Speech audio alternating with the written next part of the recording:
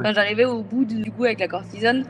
Le dimanche soir, je dis c'est bon, vas-y, on fait apéro, on sort des chips et puis voilà. J'avais de l'eczéma depuis un peu plus d'1 an, uniquement sur le visage, que je traitais par cortisone et j'étais obligée d'en mettre de plus en plus. J'en mettais 2 à 3 fois par jour. J'avais quand même des plaques. Malgré la quantité de cortisone, l'eczéma était présent, était visible. C'était de pire en pire. Enfin, tu vois, au début, j'en mettais moins que ça. Et j'ai été obligée d'augmenter jusqu'à 2 à 3 fois par jour et c'était encore visible. Au début, quand j'en mettais, ça masquait et ça arrivait à partir complètement. Et j'ai été obligée d'augmenter jusqu'à 2 à 3 fois par jour et c'était encore visible. D'avoir un cadre, comme tu disais, tu sais où tu vas, tu sais ce que tu dois faire. J'ai une crise qui revient, un truc comme ça, de savoir ce que je peux enlever, ce que je peux mettre en place pour gérer la crise. Ça aide et ça rassure de voir qu'il y en a d'autres aussi qui sont en galère. Je pense que c'est surtout le fait de tout faire d'un coup. Bon, c'est pas tout le temps que j'ai l'opportunité de pouvoir échanger avec des clients qui ont envie de raconter en fait l'envers du décor, d'expliquer et de montrer les résultats qu'ils ont obtenus et comment ça s'est passé pour eux. J'aimerais qu'on revienne un peu du coup sur ton parcours parce que je le trouve hyper inspirant. C'est pas une réussite extraordinaire, c'est quelque chose d'ordinaire que tout le monde peut faire avec différentes contraintes. Et c'est pas des progrès fulgurants, mais en fait, moi, c'est ça je trouve encore mieux parce que vraiment, là, depuis 6 mois, j'ai vraiment vu ton évolution. Déjà, est-ce que tu peux nous en dire un petit peu plus sur toi, sur tes conditions de peau avant de rentrer dans l'accompagnement et faire un petit point sur maintenant? J'avais de l'eczéma depuis un peu plus d'1 an, uniquement sur le visage, autour des yeux et au niveau de la bouche, que je traitais par cortisone et j'étais obligée d'en mettre de plus en plus jusqu'à du coup l'entrée dans le programme où j'en mettais 2 à 3 fois par jour et j'avais quand même des plaques. Enfin, malgré la quantité de cortisone, l'eczéma était présent, était visible. Ouais, donc t'en mettais encore beaucoup, la Ouais. cortisone, et pour le coup, tu t'arrivais à le maintenir, entre guillemets, mais il était quand même toujours là, quoi. C'est-à-dire que ça faisait même pas disparaître. Ouais, et c'était de pire en pire. Enfin, tu vois, au début, il y a genre 1 an et demi, j'en mettais moins que ça et j'ai été obligée d'augmenter jusqu'à 2 à 3 fois par jour et c'était encore visible. Au début, quand j'en mettais, ça masquait et ça arrivait à partir complètement. Et tu as vu le phénomène d'addiction Mmh, se mettre en place petit à petit, quoi. c'est ça. Et ça t'a fait peur, ça? Du coup, je voyais pas comment gérer le truc, Ouais. j'arrivais au bout du coup, avec la cortisone, j'arrivais un peu au bout du truc et qu'est-ce qu'il y a après, quoi? C'est OK, tu vois, d'en utiliser. Enfin, t'en es la preuve. Il y en a plein d'autres hein, qui en sont la preuve. Faut pas le voir comme la solution miracle et il faut être au fait que chez certaines personnes, ça peut faire l'escalade et on peut avoir besoin d'en mettre de plus en plus. Mmh. Et plutôt que de se dire, OK, je vais en mettre de plus en plus, moi, en fait, dans ce discours-là, c'est OK, mais il y a un moment où ce sera plus suffisant. Enfin, je veux dire, tu vas pas te passer 15 tubes par jour sur le corps. Déjà, les coûts, C'est vrai, c'est ça, c'est les là où coûts j'en pour la étais, santé quoi. sont énormes, mais ouais. Donc, il y a un moment où alors tu vas aller sur des doses de plus en plus fortes. Mmh. Jusqu'à quand? Si tu vois que ça augmente, tu vois, et tu sais pas si ça va s'arrêter un jour ou pas. Donc, dans ces cas-là, c'est quand même bien de se dire, OK, je continue à en mettre, et puis on va voir que du coup, c'est ce que tu as fait. Mmh. Par contre, je mets en place d'autres choses à côté pour essayer d'atténuer ça, quoi. C'est ça. Du coup, là, tu peux nous dire où tu en es aujourd'hui? Du coup, là, donc je suis au bout du programme, ça fait 6 mois et j'en mets, 1 fois tous les 5 6 jours. Ouais, c'est ton dernier record. C'est ça, 6 jours le dernier. J'en ai mis hier soir, du coup. Ça Ok, faisait 6 jours. ok. Et ce que tu me disais avant en off, c'est-à-dire que tu en mets tous les 5 6 jours. Ouais, Donc déjà, on voit qu'il y a une diminution de quasi, je sais pas, 15 fois, tu as diminué de 15 fois. ouais. De 2 3 fois par jour à 1 fois par semaine, quoi. Oui, en gros. C'est quand même plutôt chouette. Mmh. D'autant plus que tu me dis que là, du coup, l'eczéma, quand on remet, en fait, l'eczéma repart. Tu ne l'as plus, quoi. Oui, là, du coup, j'en ai mis hier soir, aujourd'hui, c'est bon. Ouais. Tandis qu'avant, tu en mettais 2 3 fois par jour, mais tu avais quand même les plaques qui étaient Ouais, présentes sur le c'est visage, ça. c'était quand même vachement visible, quoi. Oui, c'est ça, tu peux pas les cacher. C'est pas comme au pli des coudes ou des trucs comme ça, tu mets un vêtement, Ouais. là, tu peux rien faire. Qu'est-ce qui a changé, en fait, pour toi, du coup? Et je pense que c'est surtout le fait de tout faire d'un coup. Ouais, Parce qu'on essaye tous des trucs, tu vois, un par un, ouais, de exactement. tester, voilà. Mais là, de tout faire d'un coup, que ce soit l'alimentation, les montoirs ou la partie émotionnelle, et ben, je pense que c'est ça du coup qui a permis que ça aille mieux. Parce que toi, tu faisais déjà des efforts, tu faisais déjà des choses au niveau de l'alimentation. Bah, Euh, je suis déjà en fait sans lactose depuis 15 ans. Chez moi, je mangeais quasiment pas de gluten. Donc j'en mange à l'extérieur, tu vois, quand je vais au resto chez des gens et tout. Donc déjà, lactose et gluten, j'en avais quasiment pas. ouais. Ouais, mais du coup, malgré tout, bah, l'eczéma était toujours là et en fait, tu as Mm, posé plus loin, notamment avec la partie détox émonctoire, la partie émotionnelle, plus j'imagine que s'impliquer dans ce genre d'accompagnement fait qu'au niveau alimentation, on va être un peu plus carré. oui, c'est ça. De faire tout en même temps, comme tu disais, ça t'a permis d'obtenir des résultats que tu n'avais pas pu obtenir avant, C'est ça. malgré les efforts que tu mettais en place, quoi. Ouais. Ok. Est-ce que tu as fait des écarts? Oui. Parce que du coup, j'ai commencé le programme avril et je me suis mariée début juillet. Ouais. Donc forcément, on en avait parlé. Je t'ai dit, bah, le jour du mariage, c'est mort. Enfin, le gluten, c'est sûr, il y en aura. Après, j'ai eu, enfin, si, du sucre, sucre et gluten, du coup. Ouais. Si je te pose la question, c'est parce qu'il y a des gens, ils pensent que, bien évidemment, que les modifs que tu fais dans ton alimentation, elles sont importantes et c'est un changement et c'est des habitudes, des nouvelles habitudes à prendre. Toi, tu les avais prises depuis un moment, tu Oui, vois. Mais en fait, on a le droit de s'autoriser certaines choses aussi. Il faut choisir, tu vois. On en parle aussi ensemble, puis on en avait parlé aussi ouais, c'est ça. ensemble avant. Et puis voilà, c'est pas le but, c'est pas, enfin, on n'est pas en dictature, quoi. Mais même là, enfin, tu vois, sur début, non, c'était quoi? Fin septembre, il y a 2-3 semaines. Après le triathlon, enfin, j'ai fait le triathlon le dimanche. Le dimanche soir, je dis c'est bon, vas-y, on fait apéro, on sort des chips et puis voilà. Enfin, Ouais. mais c'était ok. Puis c'était une fois comme ça, c'est pas pour ça que je vais en manger tous les jours. Je mets un cadre. Mm, J'enlève de la charge mentale parce que je te dis, tu vas faire ça, ça, ça. On s'organise comme ça et on met en place des choses qui sont acceptables pour chaque individu, en fait. C'est-à-dire que c'est pas un plan parfait parce que le plan parfait qui n'est suivi par personne ne sert à rien. mm, Il vaut mieux un plan imparfait, mais qui soit suivi et tenu sur le long terme. Je sais qu'il n'y a que comme ça que tu obtiens des résultats. Donc à partir du moment où on valide un truc ensemble et que bah, tu mets en place les efforts pour tenir, si à un moment tu n'y arrives pas, c'est pas grave. Et après, tu adaptes en fonction de toi parce que tu es responsable de ta santé, en fait, tu vois, et tu c'est sais ça. aussi ce qui est bon pour toi.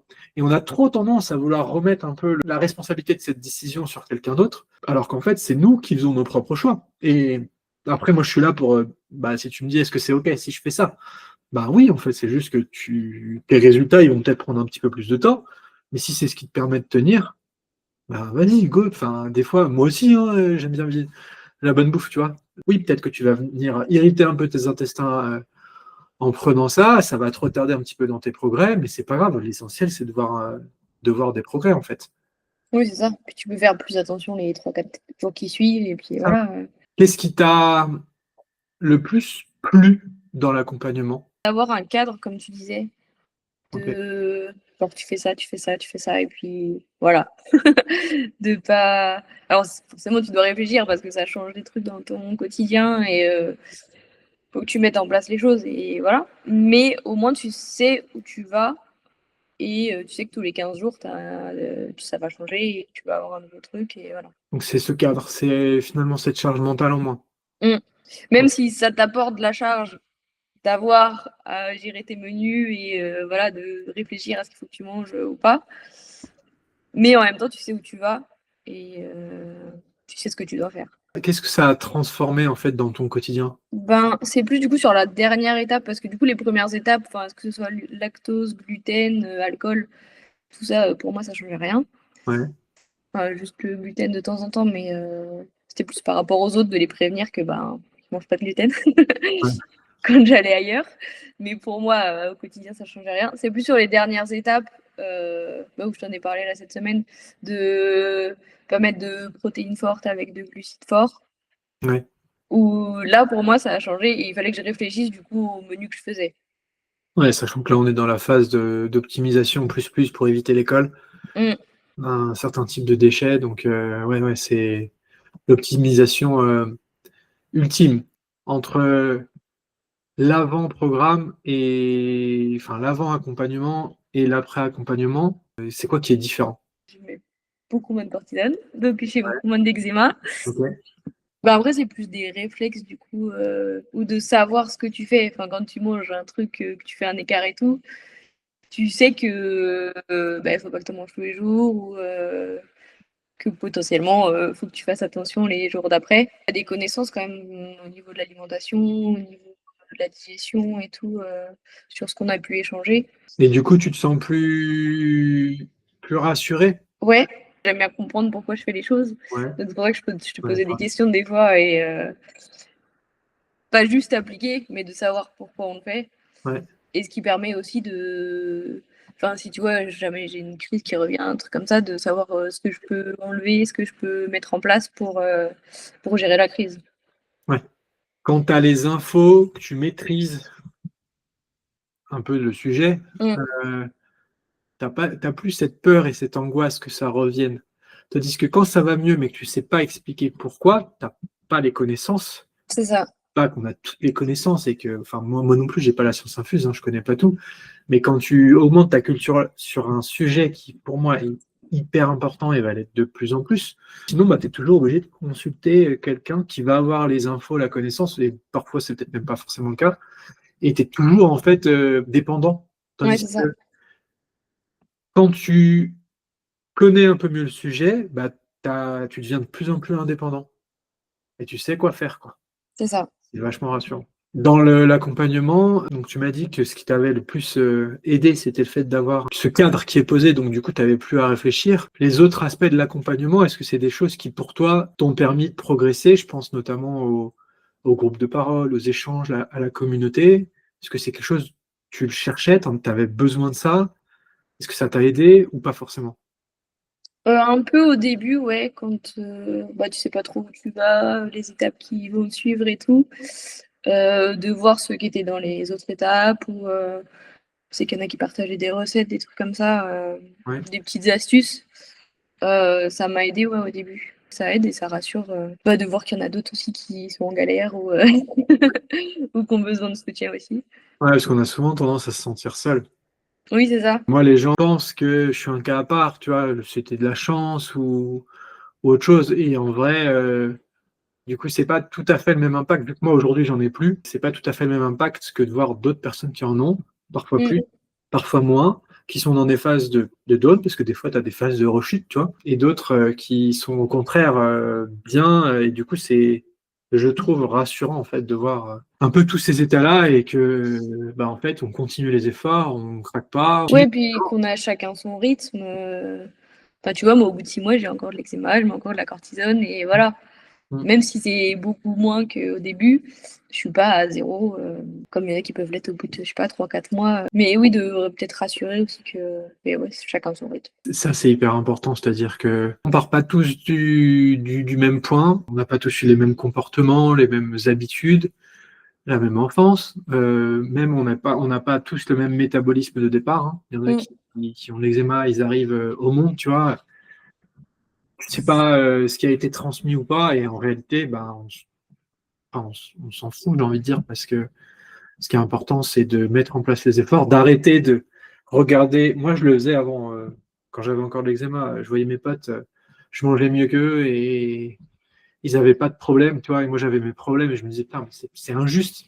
C'est Et en ça. fait, ça, il faut le mettre de côté. C'est-à-dire que la justice, oui, la vie est injuste. Ok, maintenant, qu'est-ce qu'on fait? Qu'est-ce que là, tu dirais à quelqu'un qui hésite? Ben, de se lancer. que que s'il se pose la question, c'est que il a besoin forcément d'un accompagnement ou que peut-être il a déjà essayé des trucs et que ça marche pas. Et que là, en fait, ouais, c'est ça, c'est que ça je reviens un peu là-dessus, mais ça permet de faire tout en même temps et d'avoir des résultats grâce à ça, en fait. Même si, ouais, c'est ça, chacun son rythme et que ça peut prendre 2 mois, 3 mois, 6 mois, 2 ans pour vraiment arriver à zéro eczéma, mais qu'au moins ça donne des bases et de comprendre ce qu'on fait, pourquoi on le fait et de réussir à gérer, en fait, les crises et l'après. Ouais, c'est vrai que c'est hyper important de tout faire en même temps. Pour moi, c'est ce qui fait que ça marche. Enfin, c'est ce que je dis à tout le monde, quoi. Mm. Parce que sinon, tu vas obtenir des résultats qui ne seront pas forcément visibles. Donc, tu vas arrêter, tu vas retomber sur ta courbe de progression et recommencer autre chose. Et c'est là où le désespoir s'installe, où tu mets de moins en moins d'efforts, d'envie, de motivation, de tout ça. Puis même les croyances, elles commencent à arriver. Et en vrai, alors oui, c'est dur de tout faire en même temps.